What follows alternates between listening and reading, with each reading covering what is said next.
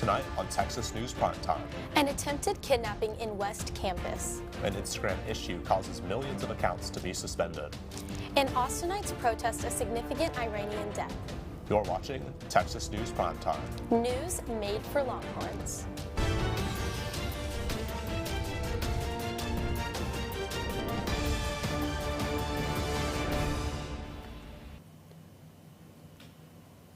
Good evening and welcome to Texas News Primetime. For Monday, October 31st, I'm Joseph Sweeney.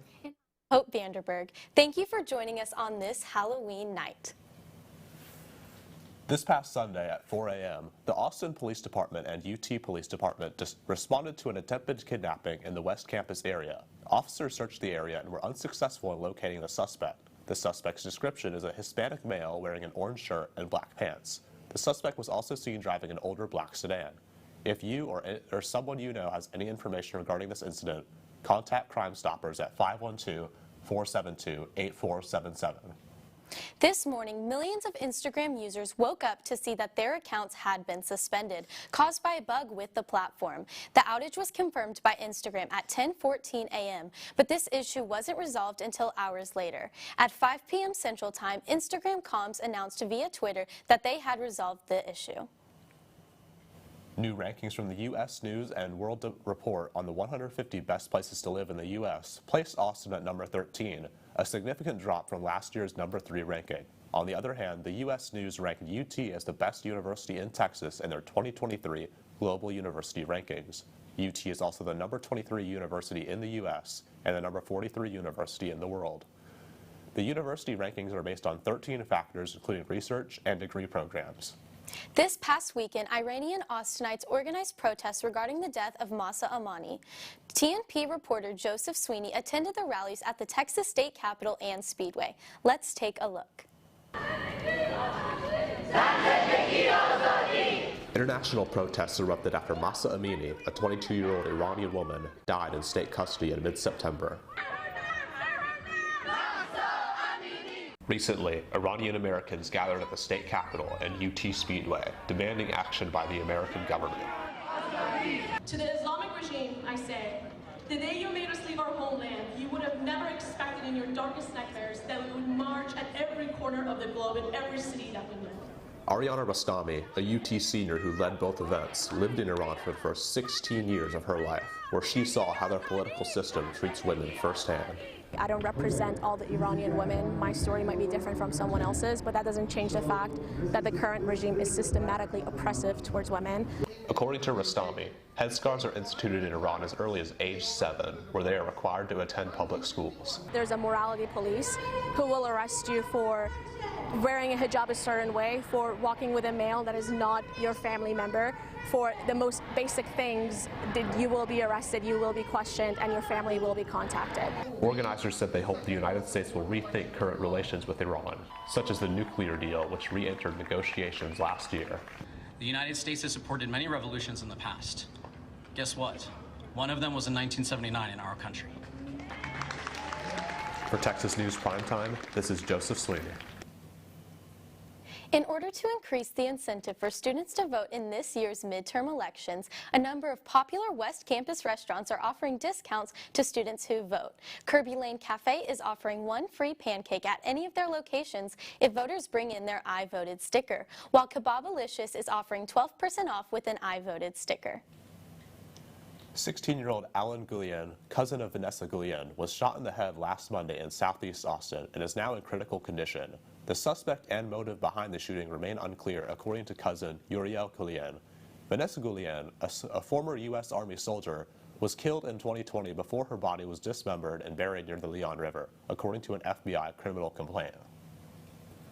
Governor Greg Abbott and other state leaders have made over $870 million in emergency budget transfers, including moving almost $360 million from the state prison system to fund Abbott's border security operation, Operation Lone Star. The budget transfer also includes funding for public school security, a new elementary school in Uvalde, and expenses from COVID-19 response measures. Joe Biden's chief of staff, Ron Klain, violated the Hatch Act by retweeting from a Democratic group known as Strike PAC. The tweet was about delivering infant formula, but included an encouragement that said, quote, Get your Democrats Deliver merch today, end quote. The Hatch Act prohibits government officials from using their roles to influence elections. Klain was sent a warning letter from the Office of Special Counsel and removed the tweet immediately. The U.S. Appeals Court has blocked an injunction made by a judge in Austin. Judge Lee Yackel blocked a Senate bill back in August that strengthened resident requirements for voters in Texas. The court ruled that the injunction was based on a lawsuit filed by LULAC in Voto Latino that, quote, lacked standing to sue over law, end quote. However, the court didn't rule on whether Yackel was right or wrong, but rather on LULAC in Voto Latino not having the standing to sue. Paul Pelosi, husband of House Speaker Nancy Pelosi, underwent surgery after being attacked by an intruder on Friday morning. The intruder, who was reportedly demanding the House Speaker's whereabouts during the attack, is expected to be charged with multiple felonies following the incident, although a motive remains unclear. On Tuesday, a Russian court announced that they would be upholding WNBA player Brittany Griner's 9-year prison sentence following her conviction on drug smuggling charges earlier in July. Griner's legal team will continue the appeals process to higher courts, though it appears unlikely her conviction will be overturned. At least 150 were killed, with over 100 more injured in a crowd surge as annual Halloween festivities took place in Itaewon, Seoul, South Korea. The cause of the surge is unknown, but the narrow streets of Itaewon were tightly packed with partygoers as crowds continuously grew larger. 2 U.S. citizens were confirmed to be among those killed in the surge. South Korea's President, Yoon Suk-yeol, has declared a period of national mourning for the country. A suspension bridge collapse in Morbi, India has killed 134 people, including 30 children. The bridge collapsed into the river below due to a supposed cable snap on one end of the bridge. An estimated 200 people were on the bridge at the time, and 170 have been rescued thus far. The state of Gujarat has filed a criminal complaint against the maintenance agency that renovated this 19th century bridge, only reopened as of last week. On Tuesday, the Mexican state of Guerrero approved legislation for same-sex marriages. On Wednesday night, the last of the 32 states in Mexico, Tamaulipas, voted to legalize same-sex marriages, making it legal nationally in Mexico. The Supreme Court in Mexico declared state laws preventing same-sex marriage unconstitutional back in 2015, but it has taken until now for laws to be pushed through in some states to align with the ruling. Coming up, we'll be bringing you up to date in the world of business, and we'll tell you what's going on in the world of STEM. Stay tuned, we'll be right back.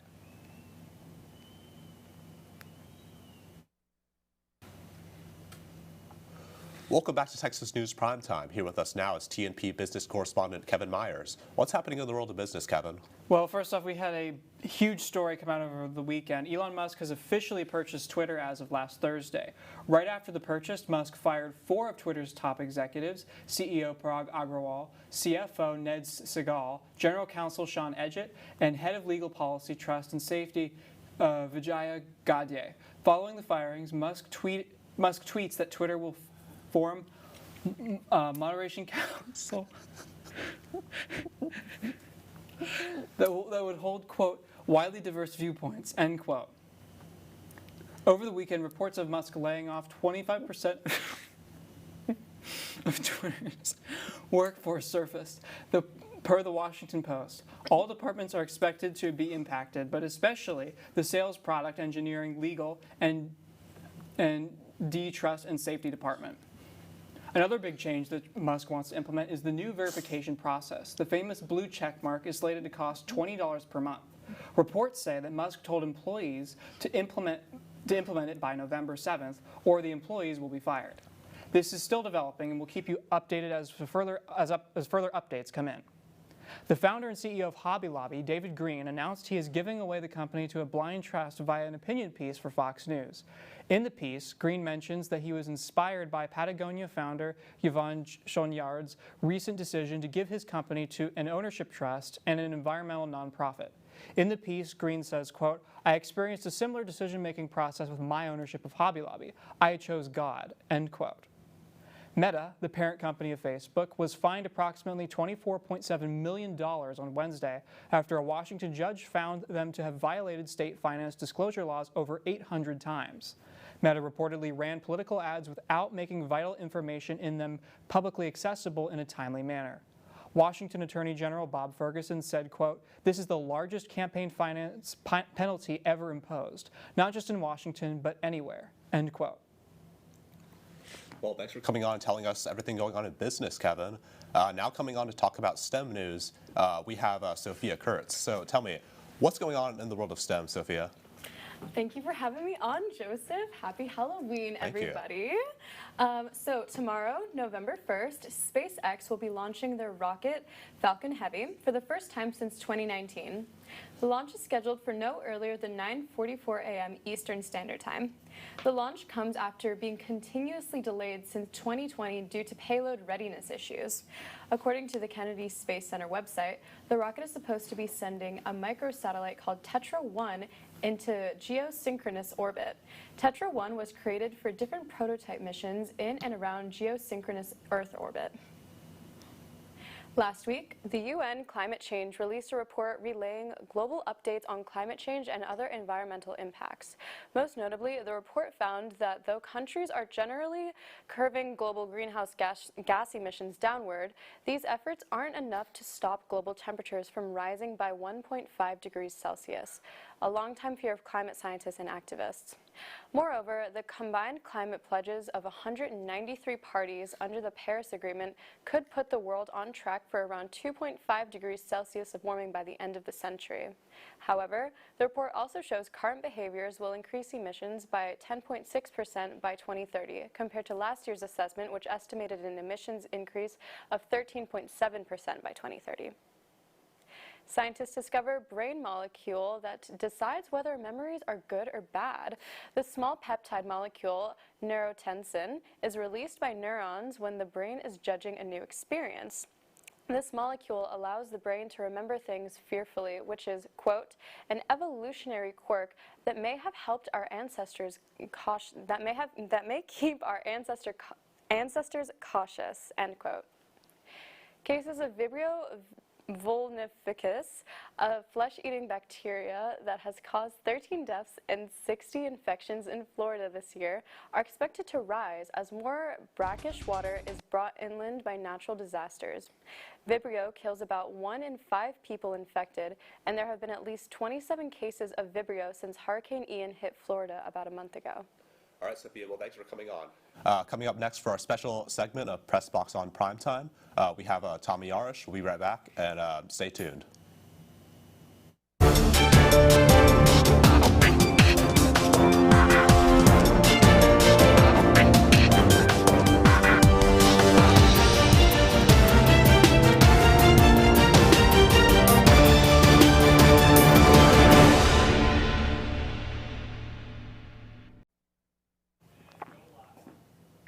Welcome back. Coming on for our segment of Press Box on Primetime is Tommy Yarish. How are you doing today, Tommy? I'm good, Hope. Thanks for having me. Yeah, it's good to hear. Well, what happened this past weekend in the NFL? Well, it seems like a lot happens in the NFL, so let's go ahead right to the highlights. First up here in Minnesota, how about Kyler Murray to DeAndre Hopkins? One-handed grab in the back of the end zone. What a big day for D-Hop. 159 yards on 12 receptions. Vikings win it, though, 34-26. Now up north to Dallas. Here's Tony Pollard filling in for Ezekiel Elliott, and he takes off for a 54-yard rushing touchdown against my Bears. 14 carries, 121 yards, and 3 touchdowns on the day for Pollard. Have yourself a day, young man. He's going to get paid in the offseason. Now, as Jaquan Brisker slowly gets up, I hope he's all right. And now in Philly now, Jalen Hurts, what a season he's been having. And how about this connection? A.J. Brown coming over from Tennessee, and he points at the defenders as he reels in one of his 3 touchdowns on the day, 156 yards on 6 receptions for Mr. Brown as well. Eagles win it 35-13. Now in Houston, Derrick Henry running all over the Texans. 32 carries, 219 yards, and there's one of his 2 touchdowns as the Titans went on to win that one 17-10. The King having himself a day. Now in San Francisco, how about Christian McCaffrey? Throwing it deep to Brandon Ayuk, the running back. He scored a passing touchdown, receiving touchdown, and rushing touchdown. The 11th player in NFL history to do so as the Niners win it 31-14. Here's Trevor Lawrence from London. Back of the end zone grab for Evan Ingram from 22 yards out. The Broncos, though, end their losing streak and win it 21-17 in Britain. And then Josh Allen on the nightcap, 53-yard completion here to Stephon Diggs. What a grab and what a connection those two have been. Rocky performance from Allen, but they pull out the W 27-17. And then after the Cowboys beat my Bears, I just had to put this highlight in here to make myself happy. Justin Fields over the middle. N'Keal Harry, his first touchdown as a Bear from 17 yards out. Fields finished with 211 yards of offense and 3 touchdowns in the loss. So my boy Justin is looking up, and things are looking up in Chicago. Yeah, what an exciting weekend we had in the NFL. Now let's talk some college football. The Longhorns had the week off, so which team stood out to you this week? Well, they say that bye weeks never come at a bad time, and that hit extra home for the Longhorns this week. But the team that really impressed me the most was the Tennessee Volunteers. It feels like we've been saying a lot about the Volunteers all year as they've made their ascent back to glory again. They beat Alabama for the first time in 15 years, and they're coming off a statement 44-6 win over Kentucky. We know how high-powered the offense is, but the defense is what really stood out for me this past week. They've been a question mark all year, but they hold a top 20 team in the nation to just 6 points in pretty convincing fashion, and it looks like the Big Orange machine is finally chugging along again at an impressive rate once more. They'll really be put to the test this coming Saturday, though.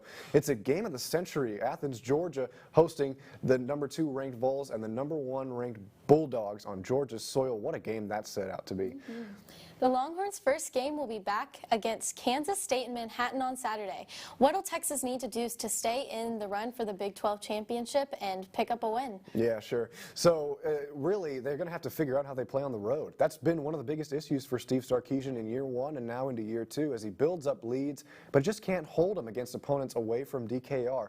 So with 2 weeks to prepare for this game, Texas should be extremely sharp, especially on the defensive side of the ball, and they'll have to be. Kansas State's offense is capable of doing a lot of things. I do think, though, Texas has an advantage with stopping the run game, and that'll help if they can limit a very talented player in Deuce Vaughn, who's had a nice season. Now, offensively, Horns fans are praying that the Quinn Ewers they saw against Oklahoma State is gone forever, as he was extremely sloppy, 19 for 49. He'll have to step it up back into the shoes of Quinn that we all know and love for the rest of the season, starting in Manhattan, if the Longhorns want to stand any remote chance of winning this game and holding on in conference play. Thanks so much, Tommy, for coming on for Press Box on Primetime. Coming up next is Entertainment with Julia Mia. Welcome back to Texas News Primetime. With us now is our entertainment correspondent, Julia Mia. Welcome on, Julia. Hi, Hooves. Thanks for having me on here. So Tom Brady and former Victoria's Secret model Giselle just announced that they're getting divorced on Friday. You know, I wish them the best, and especially the children in the situation. What sucks about these celebrity divorces is that everyone's talking about your personal life and just thinking it's the biggest, hottest thing. The rumors were going crazy on TikTok and Twitter, talking about why they divorced, their different interpersonal relations and things like that. People have been talking about past interviews Tom Brady gave, saying how Giselle did different rituals for him and spells for him. So Witch Talk has taken that up and been really allied with Giselle because they think she's a witch. And then he's also kind of getting roasted because a lot of women on TikTok are kind of speaking out about the fact that he was supposed to retire to spend more time with his children, and then when he retired and spent time with his children, he immediately wanted to go back to work. But yeah, you know, divorce is messy, and it can get even messier when you're famous. For sure, yeah. Tom and Giselle both being in the spotlight definitely makes the rumors for this spiral rather quickly, but I just hope that his children and his family, that was at their best interest in the situation, that this was the right decision for them. Of course, of course. And then up next we have the new YouTube updates where they're actually adding handles, so you're going to see little ats on YouTube now, and those are kind of little ats that you see on Twitter where you put the username. And it's really interesting to see how TikTok is changing all of these social media platforms. For example, YouTube Shorts are basically just TikTok now, Instagram Reels are TikToks now basically, and it's insane to see what the next social media platform is going to be. For sure. Yeah, to see TikTok just alter all these different platforms to take up this new form of media, to have these little short-term videos and stuff. It'll be interesting to see how prominent users on YouTube are going to use this new handle, if they're going to keep it consistent with their branding or if they're going to mix it up and maybe come up with something new and catchy for their handle. Oh, for sure. And you know, TikTok is amazing, but I think it has really altered my brain chemistry in a sense of like, sure. I cannot pay attention to anything anymore. So it's going to be really interesting because YouTube was always those long videos, those long makeup tutorials we grew up with, and now it's just going to be something more short, something with those little catchy handles. Yeah. But yeah, speaking of Halloween, happy Halloween to everyone watching, and of course our whole crew. But the celebs came out and they were really serving this Halloween. A huge one that everyone loved, a crowd favorite, was Kylie Jenner's Halloween costume, where she dressed up as the Bride of Frankenstein. And it's really cool to see her do that because she's stepping out of her normal, very pretty, put together thing to do something more creative. But yeah, I really liked that costume. Yeah. Another, it's definitely interesting to like see. I feel like the whole Kardashian-Jenner family gets a lot of hate for their looks. They're definitely always in the spotlight. People are always paying attention to what they're wearing. So to see her come out with something super bold like this is definitely really exciting, and I'm glad to see that she's getting positive feedback on it. Oh, for sure. Another one which was so good was Lizzo as Marge Simpson. I was stunned by her makeup and costuming for that one. Yes, it was so put together, and like her Instagram photos for it were so professionally done. She was so ready for Halloween. She stepped out. I loved it. And then the one the internet is going crazy over is the forgotten Jonas brother, Frankie Jonas, who dressed up as his older brother, Joe Jonas, and his girlfriend dressed up as Taylor Swift to make fun of that old relationship, which is so funny to me. I loved it. How did Joe and his wife, Sophie, react to this? Was there any commentary online about this? I honestly don't know. If my younger brother dressed up as me and my ex, I think I would be very mad, but the internet was eating it up, and they even loved doing the whole entire costume to the point where they did their purity rings, which was like a really big deal when Joe and Taylor were dating. That is hilarious. Yeah. Well, thank you so much, Julia, for coming on tonight. Thank you for having me. Yes, and as always, you can follow us on Texas News Primetime on social media just by searching. Also, take us with you on the go by subscribing to our podcast, available on Spotify, Apple Podcasts, and Google Podcasts. From all of us at TSTV News, thank you for starting your week with us this evening. Now go out and change your world, and have a happy and safe Halloween.